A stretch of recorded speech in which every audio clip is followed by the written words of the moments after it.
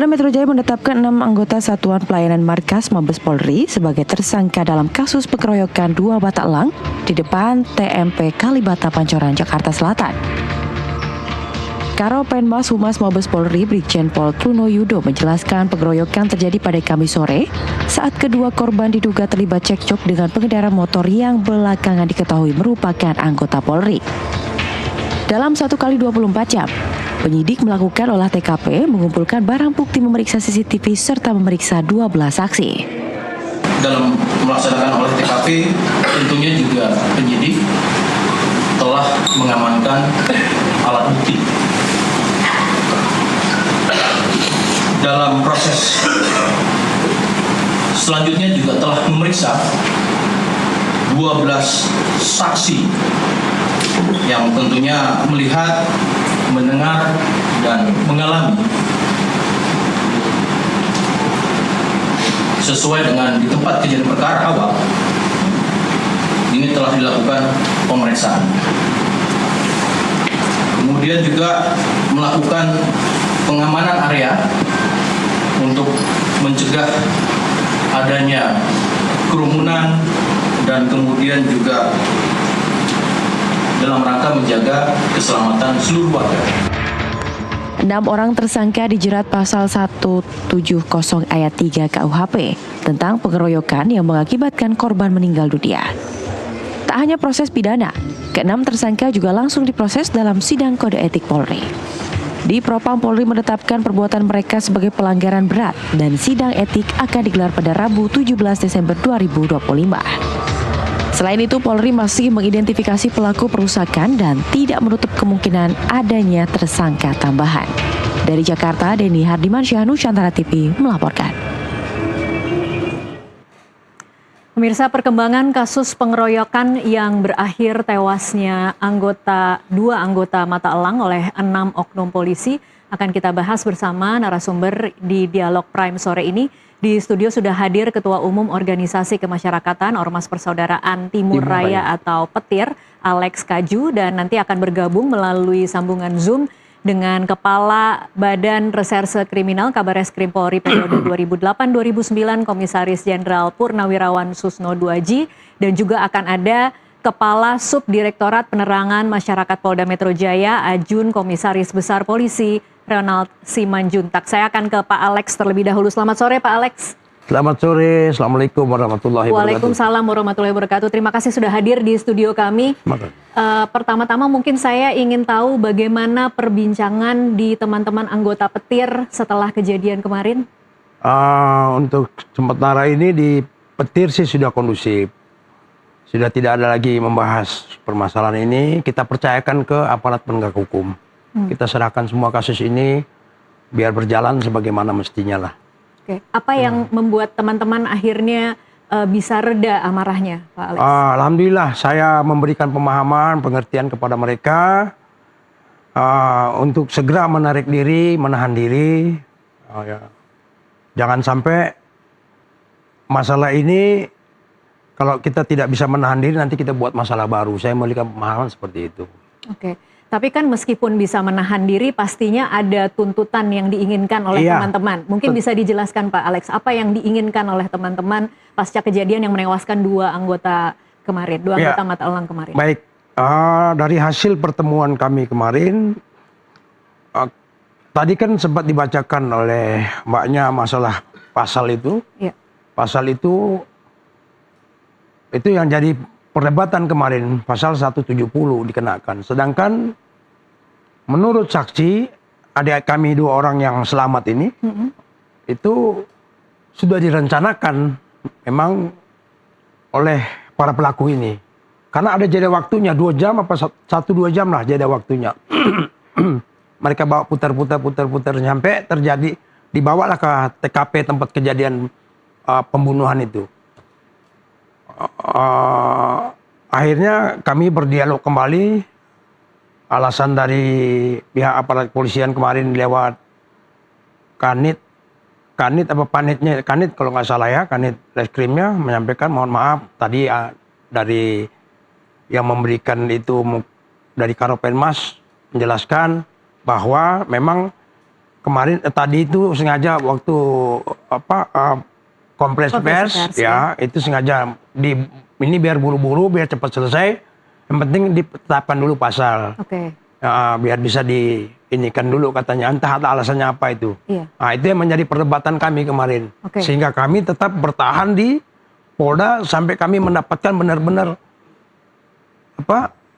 kepastian hukum gitu loh tentang pasal ini. Oke, Pak Alex, mundur sedikit. Apa yang Pak Alex ketahui tentang kejadian itu? Karena kalau tadi ada unsur kesengajaan, mungkin belum banyak media yang tahu bagaimana sebenarnya kronologi kejadian pada hari itu. Oke, dari saksi yang selamat ini, mereka ada 4 orang saat itu.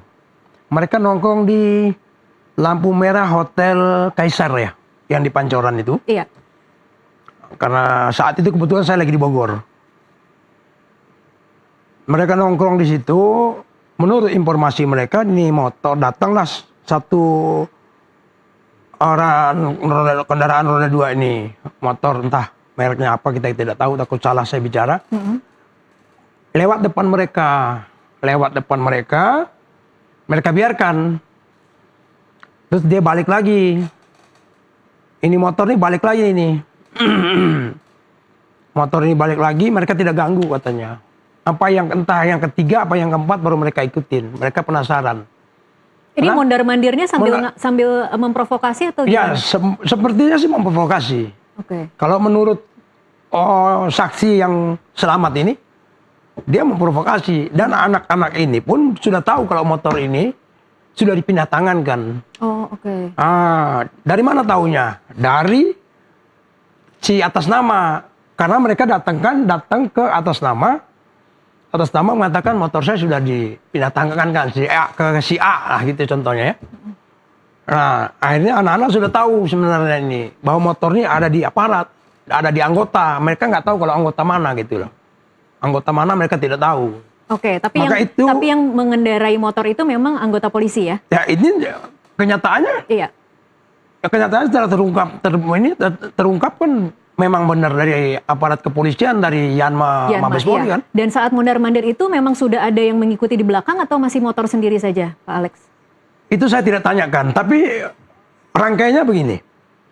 Setelah 3 kali atau 4 kalinya mereka merasa mungkin kesal juga kali ya, apa merasa penasaran lah.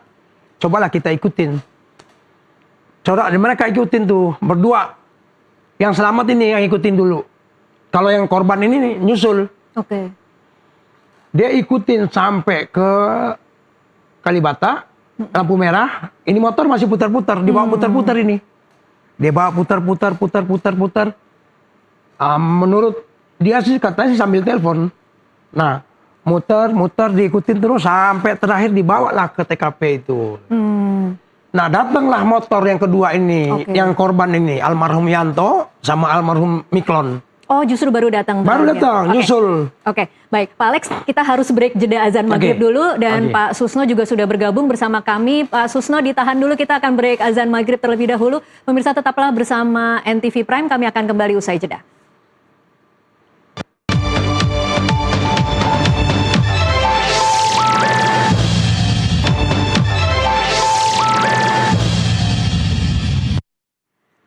Pemirsa, terima kasih Anda masih terus menyaksikan NTV Prime. Saat ini kami masih bersama dengan Alex Kaju, Ketua Umum Persaudaraan Timur Raya atau Petir, dan bergabung melalui sambungan Zoom Kabareskrim 2008-2009 Susno Duaji. Selamat sore Pak Susno. Selamat sore Mbak Tasa, selamat sore semuanya. Ya, Pak Susno tadi mungkin mendengarkan jawaban dari Pak Alex, tapi saya ingin mengutip sedikit ada pernyataan Pak Susno di media mainstream yang mengatakan bahwa kasus ini lagi-lagi menjadi tamparan keras karena ini menambah daftar panjang dari pelanggaran berat yang dilakukan oleh oknum polisi yang kemudian mencederai rasa keadilan masyarakat. Mungkin bisa dijelaskan lebih jauh Pak Susno. Oke, baiklah. Yang pertama, saya mengucapkan duka cita yang mendalam pada keluarga atas meninggalnya kedua orang korban ya.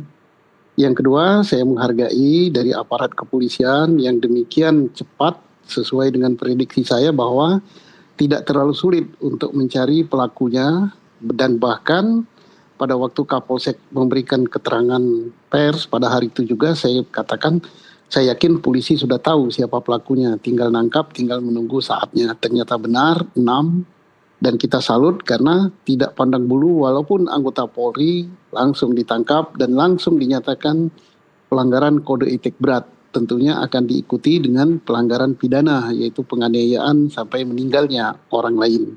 Nah itu, jadi benar saya katakan bahwa ini mencederai lembaga Polri yang sekarang ini sedang giat-giatnya untuk melakukan reformasi. Tetapi apapun juga sekaligus ini mengangkat harkat, martabat dan kepercayaan publik pada Polri, bahwa Polri tidak main-main, anggota sekalipun tetap disikat, gitu, ditangkap, begitu. Oke, baik Pak Susno, ini saya mewakili skeptisisme publik ya Pak Susno. Karena kadang-kadang ketika ada kasus seperti ini mungkin diungkap oknumnya akan dengan cepat. Tetapi proses penanganan atau bagaimana sidang kode etiknya, bagaimana proses hukum pidananya itu kadang-kadang kalau dari kacamata publik kok tiba-tiba hilang ya, tidak ada beritanya lagi, kemudian kita tidak tahu. Bagaimana sebenarnya menurut Pak Susno seharusnya polisi menangani kasus ini agar kemudian bisa tampak atau bisa kemudian memulihkan rasa kepercayaan publik yang memang makin lama makin terkikis kepada Polri, Pak Susno? Harus terbuka ya, dan kita sebagai masyarakat, termasuk saya juga ya, masyarakat sekarang ini, kita harus memantau perkembangan ini ya, jangan bosan-bosan untuk melalui media yang kita miliki, yaitu medsos dan media konvensional, untuk memantau ini dan menanyakan perkembangan ini. Karena mau tak mau di Republik ini partai netizen adalah partai terbesar ya, yang tidak bisa dibendung gitu. Asal kita selalu mengikuti, insya Allah. Dan sekarang kita yakin bahwa Polri akan berupaya untuk memulihkan citranya dengan adanya reformasi yang berawal dengan buruknya citra Polri. Mudah-mudahan semua anggota Polri menyadari ini, dan bagi siapapun anggota Polri yang mencederai dan merusak nama baik Polri, saya walaupun sudah pensiun pun merasa tersinggung untuk ditindak tegas. Dan saya yakin ini pelanggaran kode etik berat itu sanksinya bisa dipecat. Dan yang kedua, pelanggaran pidana yang menyebabkan meninggalnya orang lain, entah itu kena penganiayaan berat, entah apa, itu pasti hukumannya sangat-sangat berat. Gitu. Oke, baik. Secara konkret Pak Susno, ini kan kadang-kadang kita menunggu sidang kode etik, menunggu proses pidananya, mungkin butuh waktu lama, tetapi kan harusnya ada semacam bentuk pengawasan atau penindakan internal yang bisa lebih cepat dilakukan. Menurut Pak Susno harusnya idealnya seperti apa? Penyidangan atau sidang kode etik tidak terlalu lama ya, putusannya bisa cepat ya. Kita sudah lihat beberapa waktu lalu, yaitu kasus 25 Agustus itu cepat sekali ya, hanya berapa hari hitungannya langsung divonis untuk kode etik pelanggaran berat, langsung dipecat. Dan mudah-mudahan hal ini karena sangat mencederai nama baik Polri, kita harapkan tidak lama-lama ya, mungkin 1 minggu sudah ada putusan dipecat, tinggal nanti putusan pidana. Nah, kalau putusan pidana itu tidak tergantung pada Polri saja. Polri bisa cepat menyidiknya, tapi tergantung pada jaksa, tergantung pada pengadilan. Ada 2 lembaga lagi yang menentukan cepat apa tidak putusan pidana, begitu. Oke, Pak Susno, tadi kalau mendengar jawaban dari Pak Alex, teman-teman di Petir tuh rasanya tidak cukup puas dengan pengenaan pasal 170. Mereka merasa bahwa ada unsur perencanaan dalam kasus ini. Menurut Pak Susno seperti apa?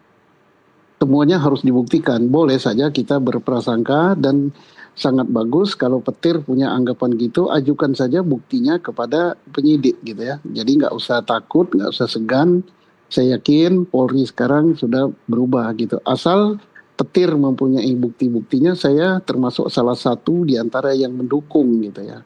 Karena apapun perbuatan mereka mencederai, dan saya yakin mayoritas anggota Polri, kalau Petir punya alat bukti untuk itu, ya majukan saja ya, jangan segan-segan gitu. Oke, Pak Alex mungkin mau menambahkan atau kembali menyambung tadi bagaimana kronologis kejadian yang diceritakan oleh teman-teman yang selamat pada saat kejadian. Baik, untuk pertama mungkin saya mau menyambung dulu rangkaian dari kejadian itu. Setelah yang 2 orang korban ini, yang meninggal ini, Yanto dan Miklon ini nyampe, baru Miklon turun, motornya langsung dicabut kunci kontaknya sama oknum polisi ini. Nah, yang 2 orang ini sudah menjauh. Oke. Dia menjauh. Oh, tiba-tiba dia udah merasa dia udah feeling, wah ini pasti bukan orang biasa nih, bukan orang sembarangan. Dia mundur. Nah, itulah 2 orang ini almarhum ini langsung diseret, dibawa ke dalam, ditaruh di belakang gerobak itu. Langsung mereka bantai di situ. Oke. Mereka bantai di situ. Dan sadisnya lagi, nih kami ada bukti digitalnya. Ada videonya Pak? Video bukti Bukti digitalnya apa? video dari foto. Oh, dari foto. Bahwa dan ada yang pegang videonya, cuma saya nggak dapat. Oke. Ada Video pada saat penganiayaan. video saat pada saat penganiayaan sama foto-fotonya. Jadi Yanto ini sudah meninggal, masih dibantai, masih dicacah terus, sudah nggak bergerak. Itu pakai alat atau pakai tangan aja Pak? Kalau saya lihat di rumah sakit, saya datang malam itu jam 8, kurang lebih jam 7 lah, jam setengah 8 mungkin ya. Itu saya lihat robek banyak, pokoknya kepala aja nih, yang dihantam kepala hancur. Habis kepala, dua-dua tuh. Yang mikronnya masih kritis, masih hidup. Masih hidup. Nah, akhirnya saat di rumah sakit, saya panggil lain yang 2 orang ini, saya mau pastikan. Karena polisi mau datang, ada satu anggota dari Jatanras kalau tidak salah, mau mengambil saksi 4 orang. Ini Iya. saksi apa? Iya. Katanya dari saudara-saudara dari ini. Oh, nggak bisa, saya bilang. Saya tahan, saya bilang nggak bisa. Saksi apa? Kami ini korban. Saudara kami ini korban. Siapa saksi mana yang Anda membawa? Nggak Pak, kami diperintahkan. Oh, ntar dulu saya bilang. Mana yang selamat mana? Saya ketua umum petir. Jadi ini anggota saya, saudara saya. Saya mau tanya dulu. Saya masuklah ke dalam ruangan UGD itu. Duduk sama dia berdua. Karena saya nggak bawa handphone saya taruh di luar. Saya videoin, dokumentasiin. Jadi saya duduk di situ, ngobrol sama dia, kiri kanan saya tanya. Gimana ceritanya? Dia ceritalah bla bla bla bla bla bla. Ya, sampai seperti itulah ceritanya tadi tuh. Karena kami merasa janggal. Tidak mungkin orang sipil begini. Tidak mungkin orang biasa. Pasti anggota. Karena mereka sudah lacak, sudah tahu sebenarnya anggota itu dari mana. Dan bahkan sempat ada rumor yang beredar. Ya. Ini anggota dari TNI. Karena tidak bisa dikenali pada Nggak waktu bisa itu dikenali ya. saat itu. Katanya dari TNI. 2 orang ini akhirnya sudah diperiksa polisi atau belum Pak? Justru yang satu sudah. Yang satu ini kemarin dia merasa trauma seperti kayaknya. Dia menghindar kemarin. Saya suruh salah satu pengacara di Petir, ada Rodok, namanya Rodok. Saya bilang suruh panggil dia, nanti suruh temukan sama saya, nanti kita dampingin ke Polda. Nah dia trauma. Saya bilang nggak usah takut, handphone udah dimatiin, nggak bisa dihubungin. Yang satu yang selamat ini. Tapi masih di Jakarta ya Pak Alex? Insya Allah masih di Jakarta. Mungkin entah di mana ini, kita belum tahu keberadaan. Nanti saya cari tahu. Mungkin setelah acara ini nanti saya coba telusuri biar terang benderang ini kasus. Tapi 2 orang ini sama sekali tidak diapa-apakan oleh. Tidak diapa-apakan karena tadi kalau mereka bertahan di situ 4-4-nya selesai itu. Oke. Mereka sempat lari kan, motor mereka masih aman. Motor mereka masih aman. Dan ada satu cerita, lupa harusnya dari awal tadi. Waktu dibawa ke gerobak ini, belakang gerobak TKP tempat terjadian pembunuhan ini, saksi yang hidup ini sempat berinteraksi, bertanya, Pak, Bang, maaf, ini motor ini nunggak. Motor ini bermasalah, 6 bulan atau 7 bulan. Terus entah ngomong apa mereka, tiba-tiba lewatlah ibu-ibu ini 2 orang. Ibu-ibu ini negur. Kalian nggak bisa narik di jalan. Kalian nggak punya hak untuk naik. Bu, kami nggak narik. Motor masih dikuasain sama abang-abang ini, kuncinya sama mereka, motor sama mereka. Nah, Jadi ada saksi 2 ibu-ibu ada ini saksi, juga. ibu-ibu ini juga harus bisa dijadikan saksi nih Iya. ibu ini. Terus ditanya, ibu dari mana? Saya wartawan katanya. Ibu itu bilang saya wartawan. Oke lah. Nah setelah masih ngobrol gitu, datang nih yang 2 orang. Ini baru nyusul tuh yang 2 orang tuh korban nih. Itulah kejadian pembantaian, ibu tuh langsung kabur. orang di situ langsung bubar. Jadi pada saat kejadian penganiayaan tidak ada yang melihat? Itu Banyak tidak, orang yang melihat. Karena sore. Banyak, masih terang benderang kok. dan tidak ada yang mencoba Bukan tidak ada yang mencoba, bahkan malah masyarakat di situ ikut terprovokasi, ikut juga mengeroyok ini. Oh, ikut mengeroyok. Ikut mengeroyok. Oke. Masyarakat itu dimulai oleh oknum kepolisian ini. Masyarakat sudah, termasuk ojol-ojol, ada semua kami videonya ada. Oke, itu Kami ada videonya semua. Oke, kejadiannya kemudian dari proses pengeroyokan Pak Alex kemudian jadi pengerusakan dan pembakaran kios itu seperti apa, Pak? Nah, kalau itu kejadiannya saya juga tidak tahu persis karena saya datang malam. Saya mau datang amanin, saya langsung mau turun ke TKP saat itu karena saya ditelepon. Ada yang telepon saya senior, tolong bantu itu lihat itu. Ada saudara masalah, saya belum sempat lihat handphone, begitu saya buka grup, iya ada kejadian. Kaget saya, dari Bogor saya langsung lari. Saya telepon semua, saya punya panglima, saya telepon saya punya ketua DPC, DPD Jakarta. Saya bilang tolong amankan dulu saudara, jangan sampai ada yang terprovokasi. Jangan sampai ada salah sasaran. Karena takutnya ada orang-orang di situ yang tidak tahu menau, nanti jadi korban. Tolong. Tapi yang melakukan pengerusakan dan pembakaran ada dari anggota petir? Nah itu saya tidak tahu. Oke. Karena memang saya tidak ada di TKP. Oke. Saya tidak ada di TKP. Setelah saya datang, karena saya sudah mau masuk ke Kalibata udah nggak bisa. Kalau udah ada mobil belakang, udah rame, jalan udah ditutup. Saya putar balik lah, saya ke rumah sakit. Saya pergi lihat ini korban 2 orang. Rumah sakit sudah penuh, ratusan manusia lah. Saudara kami semua turun tuh dari mana-mana. Kalau dari keluarga korban, permintaannya ke Pak Alex seperti apa? Keluarga korban, permintaannya yang jelas mereka minta keadilan. Tolong keadilan ditegakkan. Kakak ketua, kami sudah kehilangan suami dan anak-anak saya sudah kehilangan figur bapak yang melanjutkan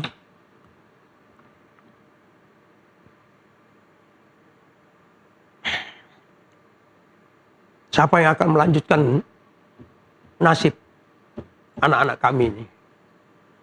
Saya terenyuh di situ tuh. Saya sedih. Saya bilang ya sudah, kalian sabar.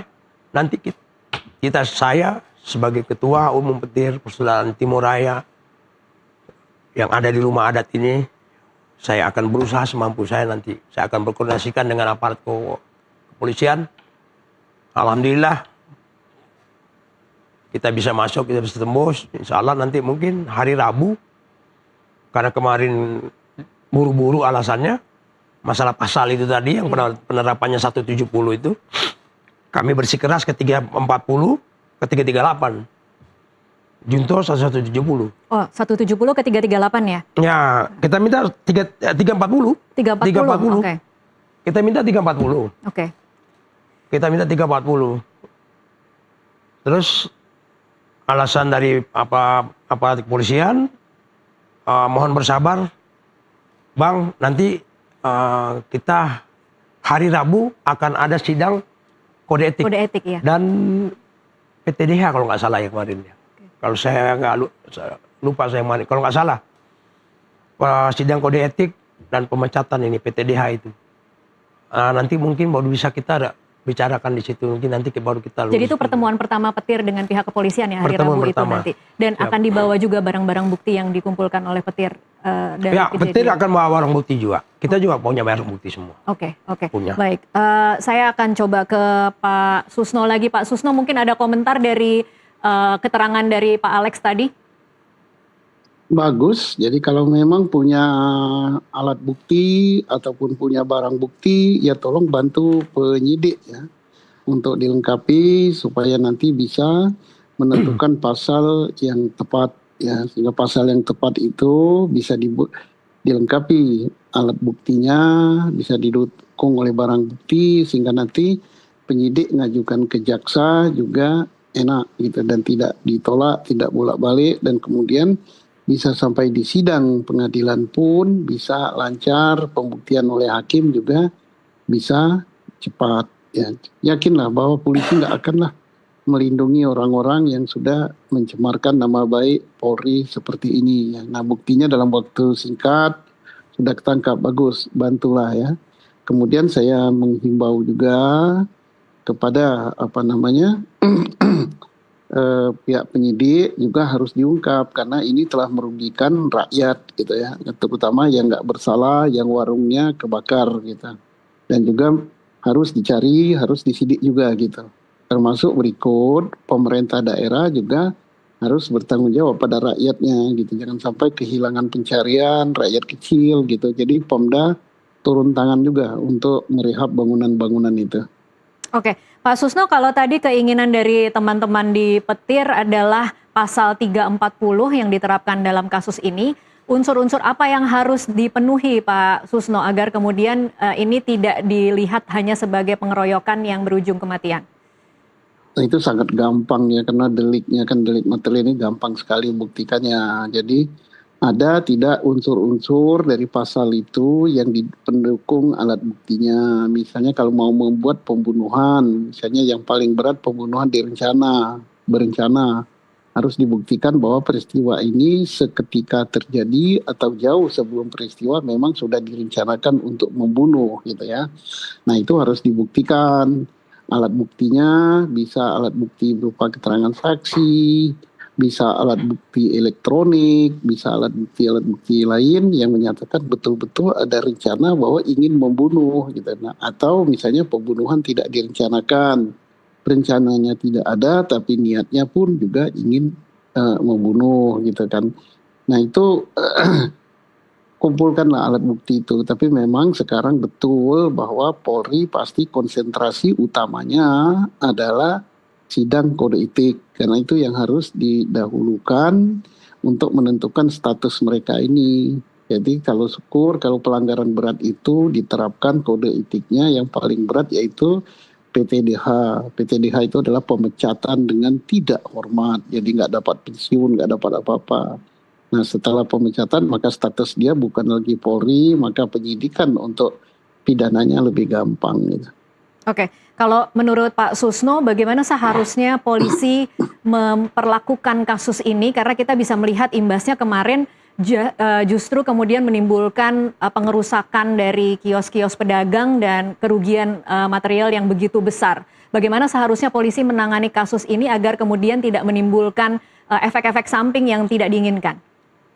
Ya udah tepat sekarang tersangkanya ditangkap, kemudian diproses karena dia adalah anggota Polri, kode etiknya dikenakan, kriminalnya dikenakan. Kemudian tidak hanya itu saja, tetapi harus balik ke hulunya, gitu. Ke hulunya di mana, gitu. Di hulunya yaitu siapa yang memerintahkan untuk terjadinya penagihan sampai sekian. Jadi dari perusahaan leasing mana itu harus diperiksa juga, harus dimintai kesaksiannya.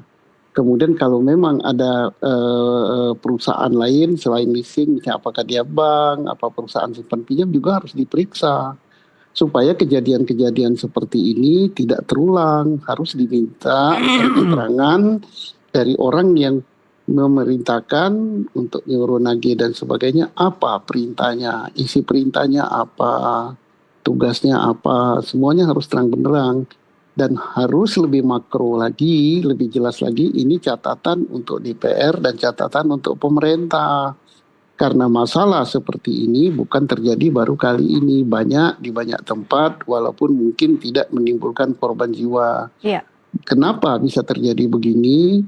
Karena ketidakpuasan dari pihak-pihak terkait terhadap sistem hukum kita. Sistem hukum kredit, sistem hukum nunggak bayaran, apa atasannya dan sebagainya. Kalau dijawab memang sudah ada peraturannya, sudah ada lembaga fidusia dan sebagainya, tapi itu kan tidak menyelesaikan masalah. Iya. Tidak memuaskan semua pihak, berarti ada something wrong, yang keliru. Nah, yang keliru itu tidak bisa polisi betulkan itu, bukan tugasnya. Tugas siapa? Tugas yang buat peraturan perundang-undangan. Siapa yang membuat itu? Ya DPR bersama pemerintah. kesempatan inilah paling baik kita untuk koreksi diri, sama-sama membenahi. Yang punya leasing enak, yang nagih enak, yang punya hutang juga enak. Gitu. Nah, apa jalan keluarnya? Jadi saya kira ini persoalan yang cukup besar, yang harus dituntaskan semua, termasuk korban yang tadi saya katakan, yang warungnya terbakar dan sebagainya, mungkin mereka tidak tahu menahu. Ini tidak boleh kita biarkan itu saja, itu rakyat Indonesia. Pemerintah daerah pun harus turun tangan. Gitu.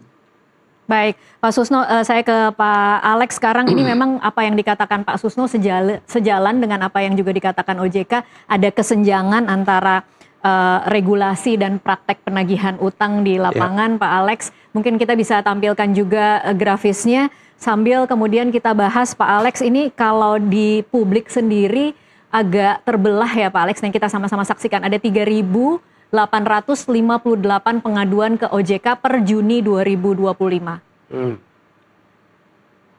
Ini pengaduan dalam hal apa nih? Penagihan utang, Penagihan Pak Alex. utang, Iya. Kemudian bentuk kekerasan yang dilaporkan, intimidasi verbal, ancaman dan teror psikologis, penyebaran data pribadi, penagihan ke kontak darurat, dan kekerasan fisik. Dampak seriusnya tekanan mental dan trauma, kerugian sosial dan ekonomi, dan ancaman keselamatan jiwa.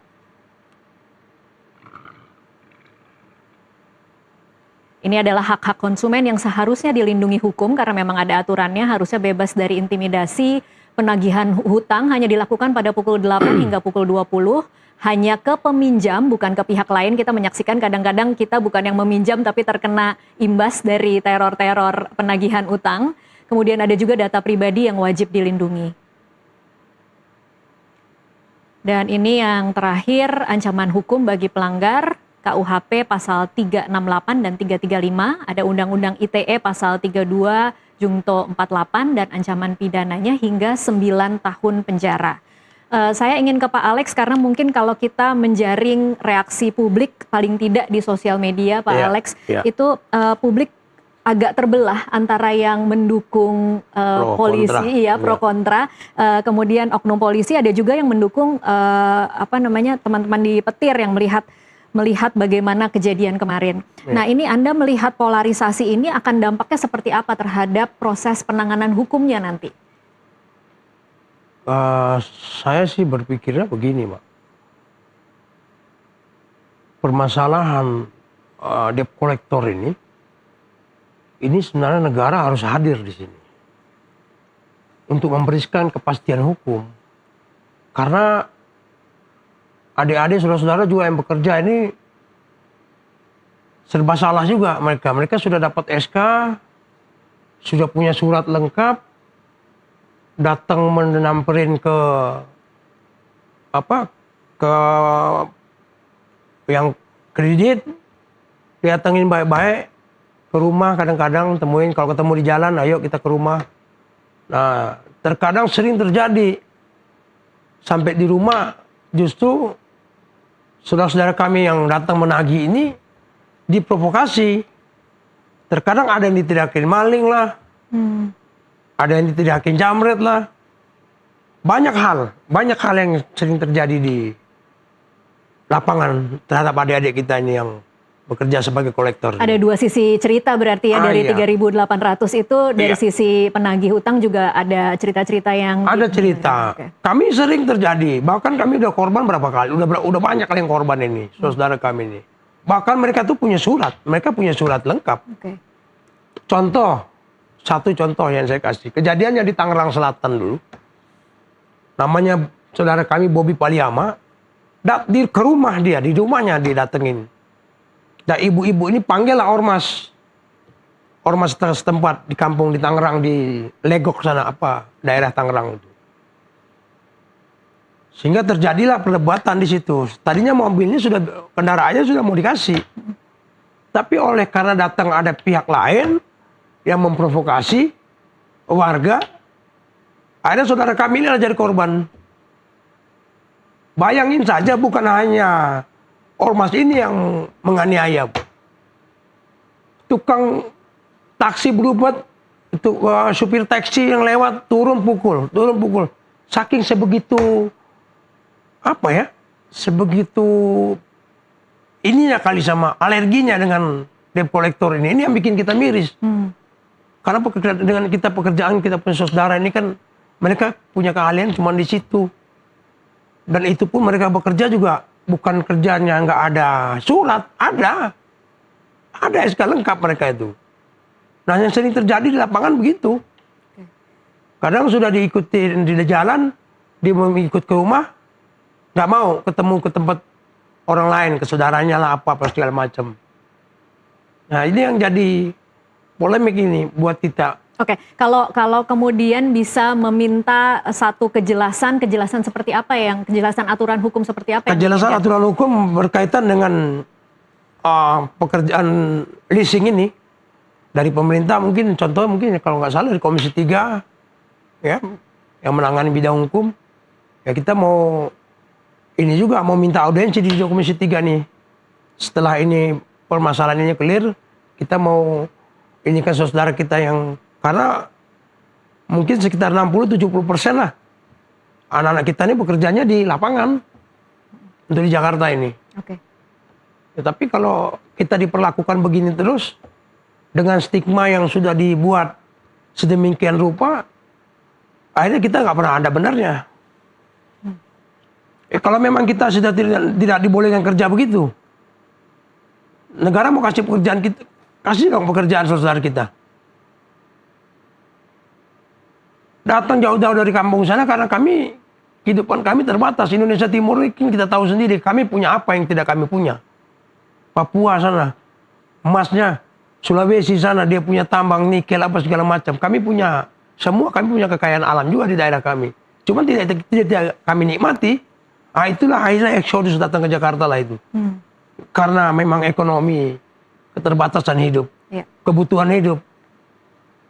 Hanya inilah kebiasaan saudara-saudara kami ini. Kalau saya terus terang, saya aku masih kurang ini juga ke debt collector karena saya nggak bekerja di situ gitu loh.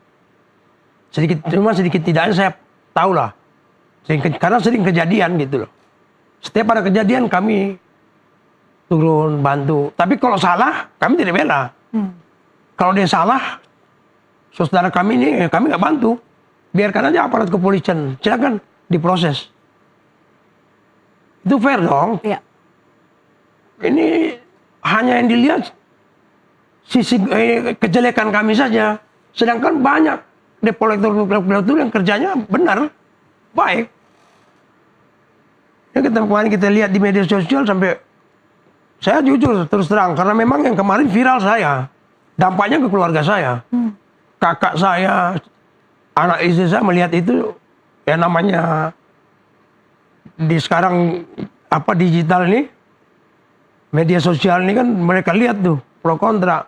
Akhirnya saya bilang, udah nggak usah pusing, nggak usah dibaca, nggak usah dibuka. Jangankan saya, bukan siapa-siapa. Sekelasnya Pak Jokowi, Pak Presiden Prabowo aja, sama orang Indonesia masih ada salahnya. Ya, saya bilang sama istri saya, udah nggak usah itu yang saya dampaknya ke saya itu loh. Iya. Akhirnya kita ini kena dianggap preman lah. Saya bilang, ini jujur nih, kalau boleh saya cerita, ini petir, ini rumah adat kita orang Indonesia Timur, Bu. Iya. Selama ini kan orang Indonesia Timur di ibu kota ini kan sering ribut antara kelompok Ambon, kelompok Flores, Sulawesi sama Papua, Bima sama Flores ribut. Akhirnya kita satukanlah di rumah adat ini biar kita tidak ada masalah di tanah rantau, kita cari makan sama-sama, biar kita hidup damai, bisa bergandengan tangan dengan saudara. Alhamdulillah, sudah sekian tahun ini tidak pernah ada terjadi antara perang antar kelompok Ambon dan kelompok Flores. Iya. Setelah semenjak petir ini berdiri, sudah dari 2000, cikal bakal dari 2021, petir ini berdiri dari rasa keprihatinan kami terhadap situasi yang ada sekian tahun yang mundur ke belakang ini kan sering kejadian kelompok-kelompok Ambon, kelompok-kelompok Flores sama Bima bunuh-bunuhan. Nah itu kita buatkan wadah ini. Oke, baik. Saya ke Pak Susno lagi, Pak Susno. kalau kemudian bisa memberikan, tadi kan Pak Susno mengatakan ini harusnya jadi tanggung jawab bersama pemerintah, DPR, harus seperti apa mengisi kesenjangan antara peraturannya sudah ada, tetapi kenyataan di lapangannya kita saksikan sendiri seperti itu. Harus seperti apa sebenarnya Pak Susno, terutama dari sisi polisi ketika mereka harus berada di tengah-tengah?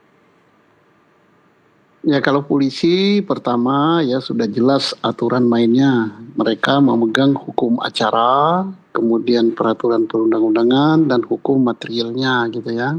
Itu yang harus diterapkan. Kemudian itu guidance-nya. Tetapi perilakunya yang harus adil dalam memeriksa ini, kemudian harus humanis. Yang berikut yang lebih penting adalah tadi si Pak Alex katakan udah lebih luas ya, yang tadi katakan mengapa sampai begini dan sebagainya dan sebagainya.